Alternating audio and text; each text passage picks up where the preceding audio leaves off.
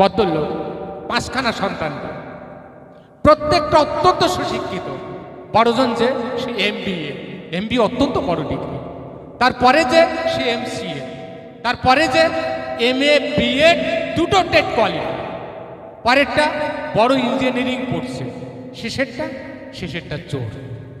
এখন এই বৃদ্ধ মুখ্যমন্ত্রীর দরবারে এসে রোজ দরবার করে। তো মুখ্যমন্ত্রী ওই বুড়োকে দেখে খুব দয়া হয়েছে। দয়া হলে জিজ্ঞেস করছে, দাদু আপনি কেন এখানে এসেছেন? যে মা, আমার তো সংসার চলে না মা, সেই জন্য এসেছি। প্রত্যেকটা ছেলে অত্যন্ত উচ্চশিক্ষিত। তা মমতা ব্যানার্জি জিজ্ঞেস করছে, আচ্ছা কে কি করে? বলছে, কেন আমার ওই যে বড় ছেলে এমবিএ, পরেরটা এমসিএ, তারপরে একটা এমএ বিএ দুটো টেট কোয়ালিফাই, আর তারপরে একটা বড় একটা ইঞ্জিনিয়ারিং পড়ছে। দাদু শেষেরটা কি করে? বলে শেষেরটা চোর। বলেন কি? ওই চোররে তাড়ান না কেন সংসারের থেকে? এই সংসার থেকে চোরকে তাড়াচ্ছেন না কেন?